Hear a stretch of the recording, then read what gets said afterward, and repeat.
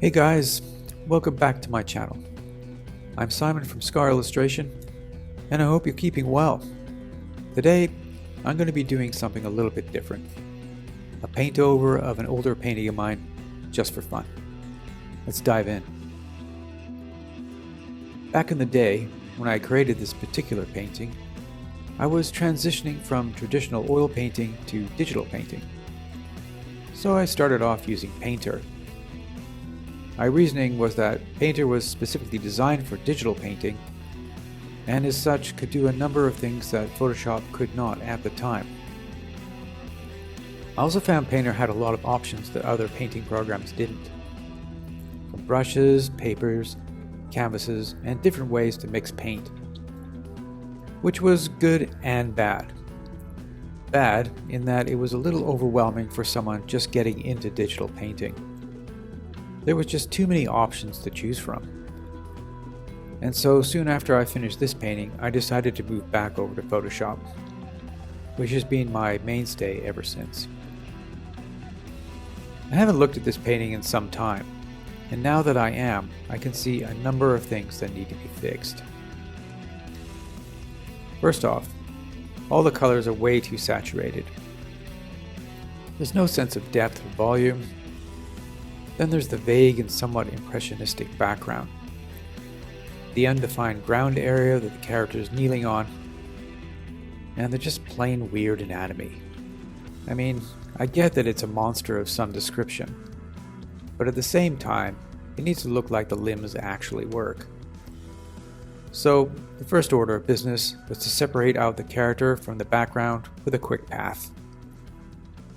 After that, I filled in the background area where the character was, and started to add some more details. Once those were in, I messed around with the saturation levels, to give the background a sense of depth, which the original didn't seem to have at all, as well as some subtle colorings. After that, I moved back onto the figure, made a quick mask, and filled it with black.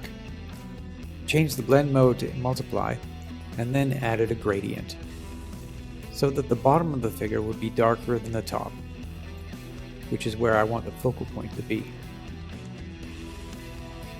I then took a chalk brush and removed some of the black from the ground area, to add some light and texture there.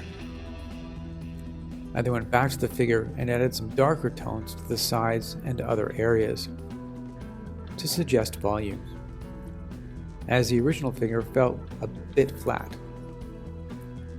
Then I spent a bit of time defining the bones in the background, and the ground area itself. I added some details to suggest rocks, stones, and some old dead tree roots. Then back to the figure, and I started working on his eyes. As I was never that happy with how they looked on the original. I then went ahead and remodeled his facial features, as well as his teeth, which needed to be more defined, so that they would be a bit easier to read, always remembering to flip the painting to see how everything was looking. Then it was on to his left arm and shoulder area. I felt that the original shoulder was too low for the angle of his torso, so I duplicated that and moved it up to be more in line with his other shoulder, and then painted over that.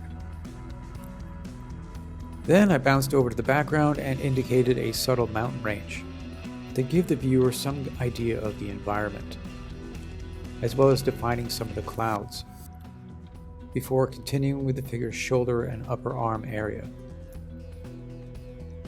Then I moved on to the forearm and claw. This was another one of those parts of the painting that I felt needed more information or definition.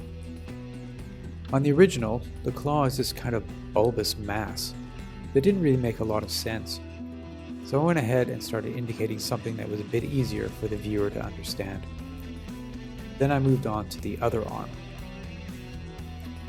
I decided to extend this arm as it felt a bit too short overall, and not in the right place anatomically. I also added a shoulder, which was previously missing on the original. And then I moved on to the claw fingers. Again, these weren't really defined in my mind. So I started asking myself questions like, do they articulate like an actual hand? Or are they static? And if they are static, why are they shaped like that? Did they once articulate, but no longer do? Due to some injury or other reason? As you can see, I initially tried replacing the claws with an actual hand. But after drawing a couple of options, I decided that it didn't really seem to fit with the character. I then moved on to more of a static hook design, and added some details to that, before settling with a more simplistic blade, as the hook wasn't really working either. While I was deciding on how to move forward with the blade, I moved back to the background to add some definition to the clouds and mountains.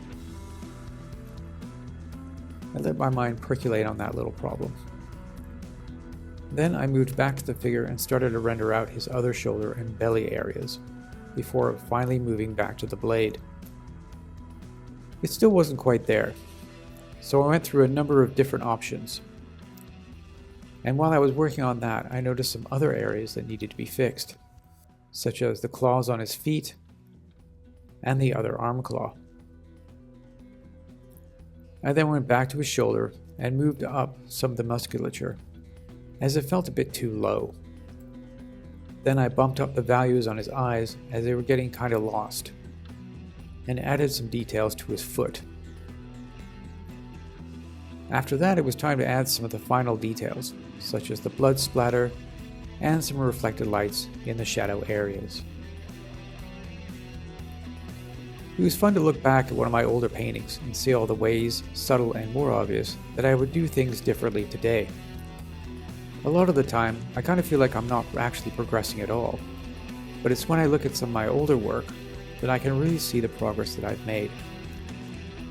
If you're interested in having a paint over of some of your work, please let me know in the comments below, and perhaps it can be in a future video.